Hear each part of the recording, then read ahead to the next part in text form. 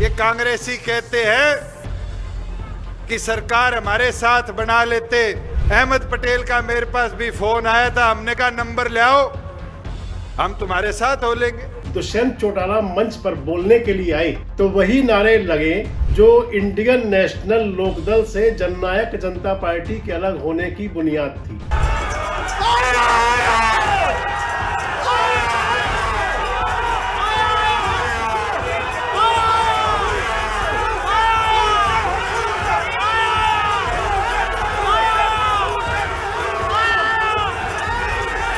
आज बीजेपी से गठबंधन ना करते तो ये चाबी ना रहती जो चाबी का निशान है। एक बात और कही कि 7 एमएलए भी भाग जाते। अगर गठबंधन ना करते तो 2019 में 7 बाजे, ऐसा तो बाजते नहीं बाजते। कोई झूठ है इस बात में? साथियों, अगर 2019 में गठबंधन ना करते तो ये बड़ी सी चाबी मंडी हुई है मां के सर पे, ये चाबी का चुनाव चिन्ह बचता, तारी पार्टी छोड़ते। आप सुन लीजिए कांग्रेस के लिए उन्होंने क्या कहा, कैसे कहा कि सरकार बनवा दी उन्होंने बीजेपी की। नारनौंद की उखलाना की सीट दे देते तो क्या कांग्रेस 45 पार नहीं कर लेती?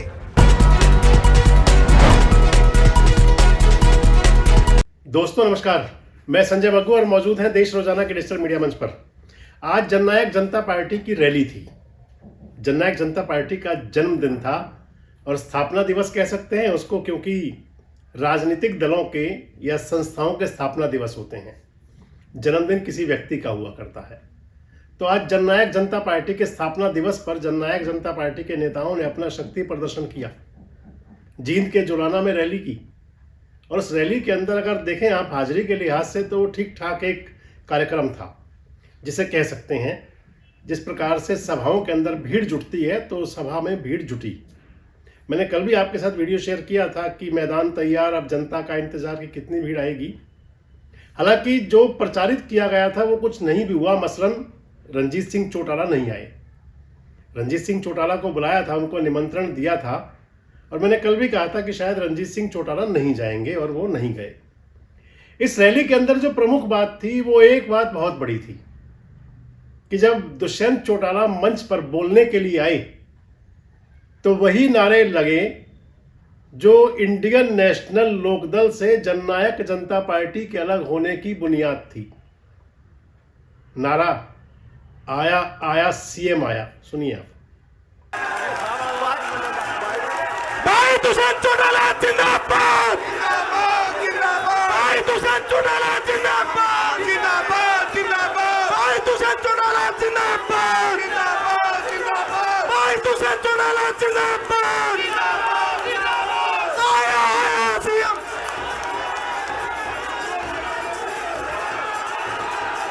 जुलाना आया आया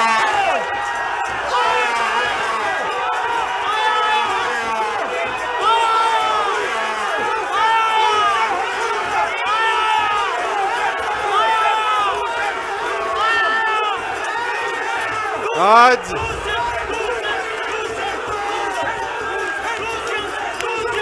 पार्टी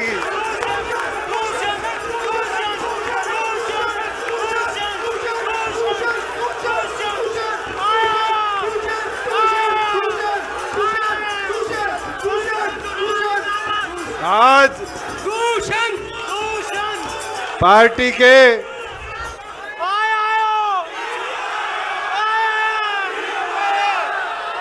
8वें। तो जब दुष्यंत चौटाला बोलने लगे तो आपने सुना बहुत देर तक ये नारा चलता रहा, आया आया सीएम आया। दुष्यंत चौटाला ने अपना संबोधन दिया। एक बात और बता दूं आपको, एक बात इस रैली के दौरान बड़ी महत्वपूर्ण सामने आई। मुझे कुछ फोटो शेयर किए थे सोशल मीडिया पर और उन फोटो में दुष्यंत चौटाला थार में जा रहे हैं, थार रॉक्स। और जब बात थार की आती है तो बात दूर तक जाती है। सभा के अंदर, रैली के अंदर दुष्यंत चौटाला ने अपने भाषण में भी कहा, एक डायलॉग दिया कि बदमाश विदेशों में बैठे हैं और कातिल थार और बुलेट बन गई हैं। आप सुन लीजिए। मैं एक चीज जो पिछले दिनों घटना हुई उसके ऊपर कहना चाहूंगा कि टूटे हुए पोल ने दिया खिलाड़ी मार, खत्म कर दिए इस प्रदेश के सारे रोजगार, अपराधी सारे विदेश में फरार, मगर इनको कातिल नजर आती है बुलेट और थार।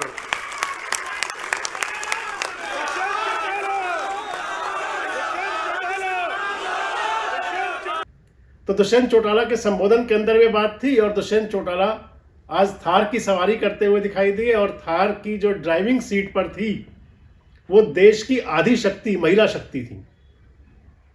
यानी कि दुष्यंत चौटाला बराबर वाली सीट पर बैठे हुए थे और नारी शक्ति उस थार को चला रही थी। एक बड़ा संदेश था, एक बड़ा संदेश देने की कोशिश थी दुष्यंत चौटाला की आज ये।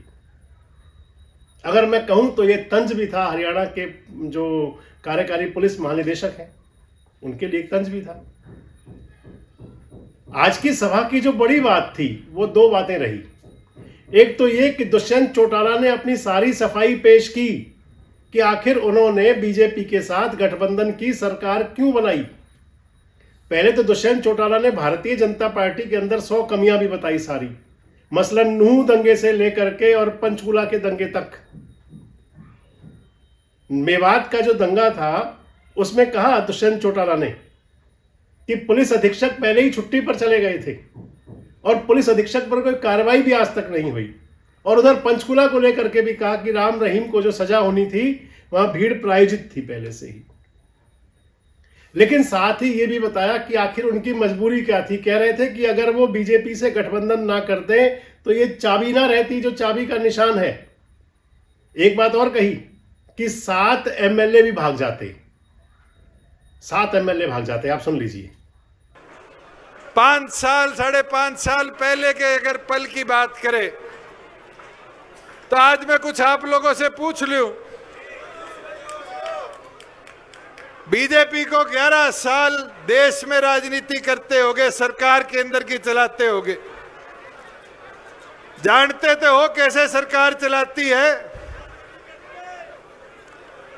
अगर 2019 में गठबंधन नहीं करते तो कोई और चारा था? बता दो।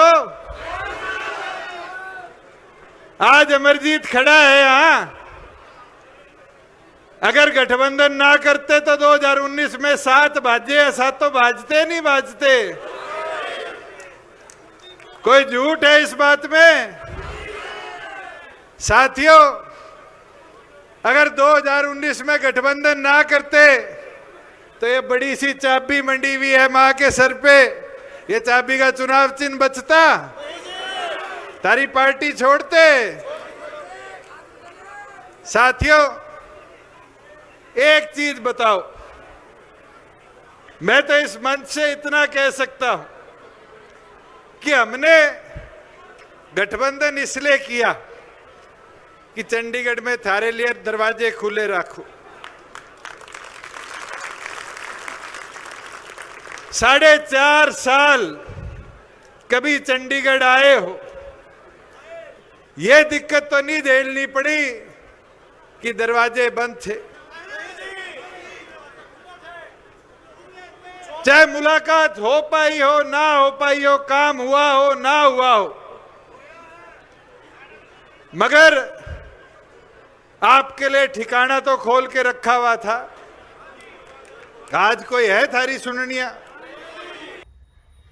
तो दुष्यंत चौटाला ने अपने संबोधन में कहा कि अगर वो गठबंधन ना करते तो उनके 7 एमएलए भाग जाते। मैं बता दूं आपको एक बात और कि जब हरियाणा के अंदर बीजेपी जेजेपी का अलायंस टूटा था तो अलायंस टूटने के बाद मात्र 3 ही विधायक रह गए थे।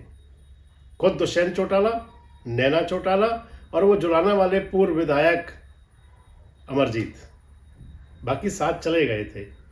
दिल के टुकड़े हजार हुए, कोई यहाँ गिरा कोई वहाँ गिरा। दादा गौतम भी चले गए थे, अनूप धानक भी चले गए थे, बहुत चले गए थे। केवल 3 विधायक रहे थे। तो दुष्यंत चौटाला कह रहे थे कि अगर हम गठबंधन ना करते तो पहले ही चले जाते 7 विधायक। एक बात और कही दुष्यंत चौटाला ने, उन्होंने कहा कि हम तो कांग्रेस के साथ गठबंधन की सरकार बनाना चाहते थे। यह बात दिग्विजय चौटाला ने 2 दिन पहले बोली थी और आज दुष्यंत चौटाला ने कहा। उन्होंने कहा कि केसी बांगड़ और दिग्विजय चौटाला के संपर्क में कांग्रेस के लोग थे, मुझे भी अहमद पटेल का फोन आया था। दुष्यंत चौटाला बोले हैं आज, कह रहे हैं कि हम तो कांग्रेस के साथ सरकार बनाना चाहते थे पर कांग्रेस के पास नंबर नहीं थे। मैं बताता चलूं आपको कि 32 विधायक थे कांग्रेस के पास 2019 में, और दुष्यंत चौटाला कह रहे थे कि 7 निर्दलीय विधायक सभी बीजेपी के पास थे।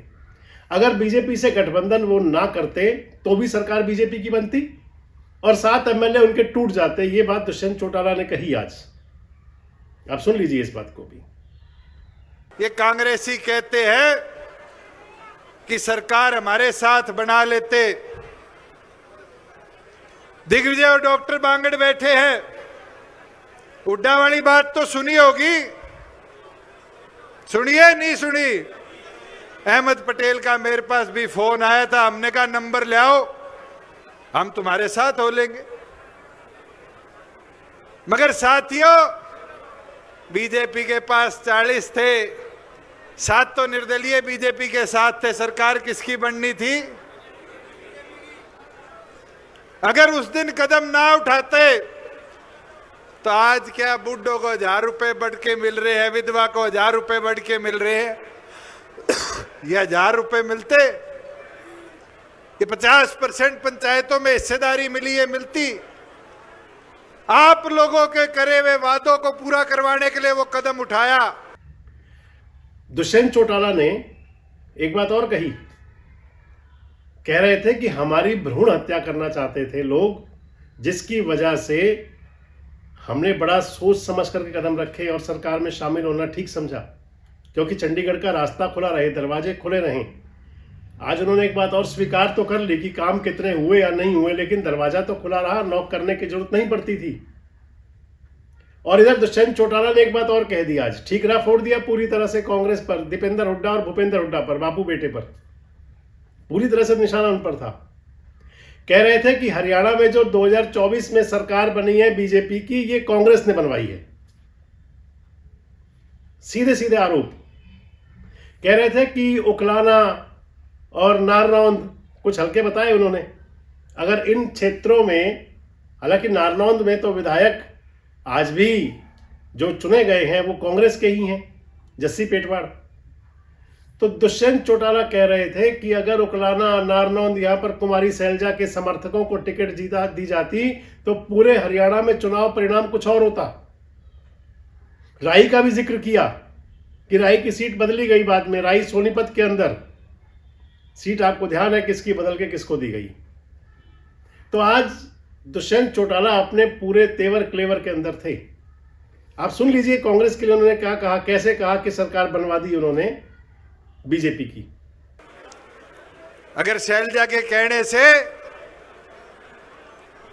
नारनौंद की, उकलाना की सीट दे देते तो क्या कांग्रेस 45 पार नहीं कर लेती? क्या राई का उम्मीदवार ना बदलते तो कांग्रेस 45 पार नहीं करती? बता दो। ये उचाना वाले खड़े हैं, क्या निर्दलीय ना खड़े होते तो कांग्रेस 45 पार नहीं करती? अरे सरसा वाले खड़े हो, क्या 5 सीटों पे मैच फिक्सिंग ना होती तो बीजेपी सरकार में आती नहीं आती? ये ड्राइंग रूम में बैठ बैठ के रणनीति बनाई गई। हम तो बावड़ों की तरह सड़क नापते रहे कि जनमत में जितना विश्वास होगा हमारे साथ खड़ा हो जाएगा, और जनमत ने साथ दिया, जितना दिया सर माथे है। राजनीति में उतार चढ़ाव आते रहते हैं। हरियाणा की सियासत के अंदर आप अगर देखें, हरियाणा एक ऐसा राज्य है हालांकि पूरे देश में कहीं सियासत कभी थमती नहीं है, लेकिन हरियाणा ऐसा राज्य है कि जहां सियासत रोज नई अंगड़ाई लेती है, और हरियाणा की सियासत जो अंगड़ाई लेती है वो दिल्ली तक जाती है। आज जननायक जनता पार्टी की सभा के अंदर जो कुछ था, खास जो था वो मैंने आपको बताया, लेकिन अगले 3.25 साल की तैयारी में जुटे हैं हरियाणा के सभी राजनीतिक दल।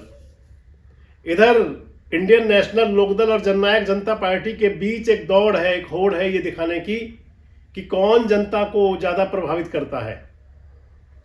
और जनता के अंदर मुख्य पहले कार्यकर्ता नेता आते हैं, और वो वही नर्सरी के कार्यकर्ता नेता जो चौधरी देवीलाल की नर्सरी रही है, उन्हें कौन प्रभावित करेगा। और दूसरी तरफ हरियाणा के अंदर अगर आप माने तो बड़े समुदाय का प्रतिनिधित्व करते हैं। इधर चाहे वो भूपेंद्र सिंह हुड्डा जी हो, चाहे अजय चौटाला हो, चाहे अभय चौटाला, यानी कि अजय के साथ में दुष्यंत जी भी हो गए, जाट समाज का प्रतिनिधित्व ज्यादा करते हैं। और बताने की कोशिश रहेगी जरूर सभी की कि कौन इस बड़े वर्ग को अपनी तरफ आकर्षित करेगा। जननायक जनता पार्टी की आज की सभा कई संदेश दे करके गई। आपको इसमें कौन सा संदेश दिखाई पड़ा, कमेंट्स बॉक्स में जरूर बताएं। जुड़े रहें हमारे साथ, देखते रहें देश रोजाना।